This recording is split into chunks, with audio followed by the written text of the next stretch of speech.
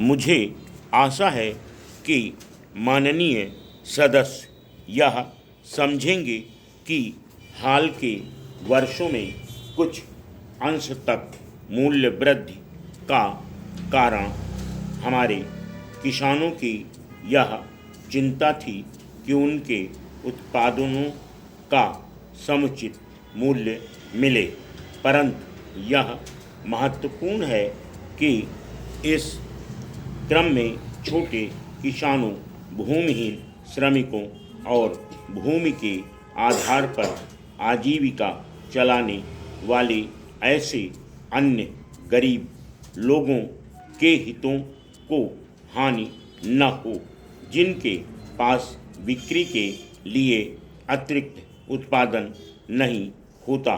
उपभोक्ताओं और उत्पादकों के हितों में सामंजस्य स्थापित करना सरकार का काम है। कोई भी मूल्य नीति इसी प्रकार सफल हो सकती है। हमें किसानों के यथार्थ हित में काम करना है, लेकिन साथ ही हमें यह भी सुनिश्चित करना है कि समाज के कुछ वर्ग शेष समाज का शोषण न कर सकें। अलग अलग वर्गों के बजाय पूरे राष्ट्र के हित को हमेशा ही प्रधानता देनी होगी। हमें याद रखना है कि अन्य देशों में भी, जिनमें अनेक विकसित देश भी हैं, विभिन्न रूपों में मूल्य वृद्धि पाई जाती है। निसंदेह हमारे लिए यह अधिक कष्टकर है, क्योंकि हमारे यहाँ बहुसंख्यक लोगों का जीवन स्तर नीचा है, लेकिन विकासशील अर्थव्यवस्थाओं में मूल्यों पर कुछ दबाव प्रायः अवश्यंभावी है। इस तथ्य को स्वीकारना होगा कि भारत जैसे विकासशील देश में, जिसे अपने पूंजी निवेश की गति को तीव्र बनाना है, हम मुनाफे के बजट और पूंजी निवेश का स्तर न्यून रखने के उपायों की दो प्रकार की अपस्फीतिकारी नीति नहीं अपना सकते। इसलिए एक ऐसी योजना को कार्यान्वित करते हुए जो हमारे साधनों के संदर्भ में बहुत बड़ी है, लेकिन इतनी बड़ी भी नहीं कि हमारी जनता की सभी आवश्यकताओं को पूरा कर सके। यह अनिवार्य हो जाता है कि मूल्यों के कुछ वृद्धि हों।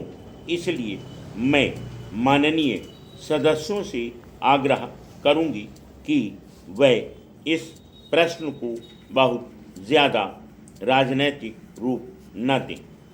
आम चुनाव से ठीक पूर्व की अवधि में औद्योगिक लाइसेंस देने के एक अन्य मामले को लेकर आलोचना की गई।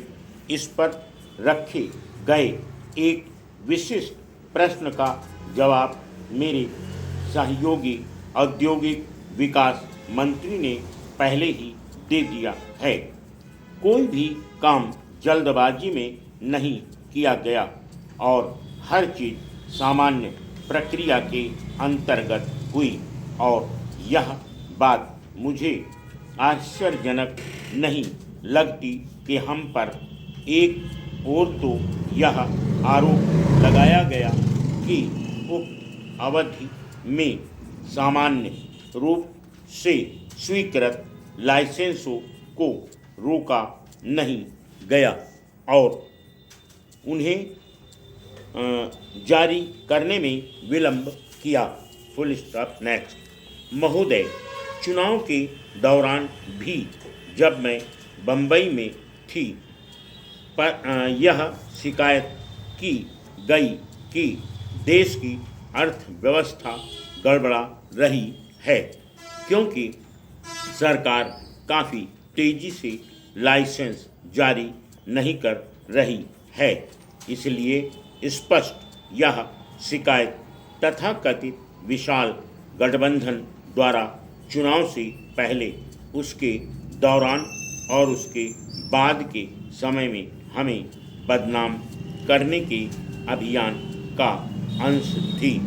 कैलेंडर वर्ष 1990 में औद्योगिक लाइसेंसों के लिए आवेदनों की संख्या में वृद्धि हुई, जो इसका सूचक था कि औद्योगिक स्थिति में सुधार हुआ है। ऐसा होना ही चाहिए था। 1990 के बाद जबकि एकाधिकार और प्रतिबंधित व्यापार कानून लागू हुआ, सरकार को ऐसी नीतियों और प्रक्रियाओं का निर्धारण करना पड़ा जिससे उक्त कानून और औद्योगिक लाइसेंस प्रणाली के बीच संतुलन स्थापित हो सके। जब सरकार उक्त कानून की परिधि में आने वाले आवेदनों को निपटा चुकी, तो उस श्रेणी के आवेदन की और आगे की प्रक्रिया के लिए लिया गया। चुनाव से ठीक पहले सरकार ने लाइसेंस देने के मामले में जिन औपचारिकताओं और प्रक्रियाओं का पालन किया, वह ठीक वैसी ही थी जिसका परिपालन पहले से ही किया जा रहा था।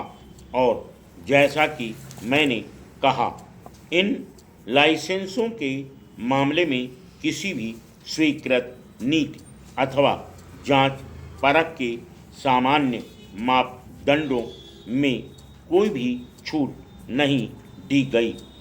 अन्य संशोधनों के अंतर्गत शेष बैंकों, विदेशी व्यापार, बड़े तथा बुनियादी उद्योगों आदि के रजिस्ट्रीकरण की जरूरत पर जोर दिया गया। गत वर्ष मैंने इन तथा राष्ट्रीयकरण संबंधी ऐसी ही अन्य मांगों के बारे में सरकार के दृष्टिकोण को स्पष्ट किया था। सरकार राष्ट्रीयकरण से भयभीत नहीं है, फिर भी वह राष्ट्रीयकरण को अपने आप में ही एक पूर्ण ध्येय नहीं मानती।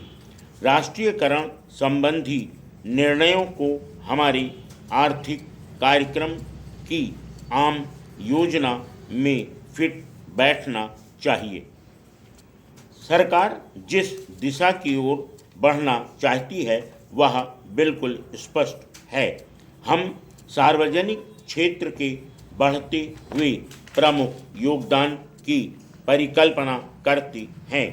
हम चाहते हैं कि सार्वजनिक क्षेत्र पूंजी निवेश की गति और दिशा का नियंत्रण करे और उसे प्रभावित करे। हमारे उपलब्ध साधनों का उपयोग सर्वोत्तम ढंग से किया जाना चाहिए। किसी उद्योग का कार्य क्षेत्र के राष्ट्रीयकरण को इन दो कसौटियों पर कसना होगा। प्रथम, क्या वह सार्वजनिक क्षेत्र द्वारा अर्थव्यवस्था में प्रमुख या केंद्रीय स्थान प्राप्त करने के लिए जरूरी है। सामाजिक उद्देश्यों की पूर्ति में सहायता मिलती है। Full stop.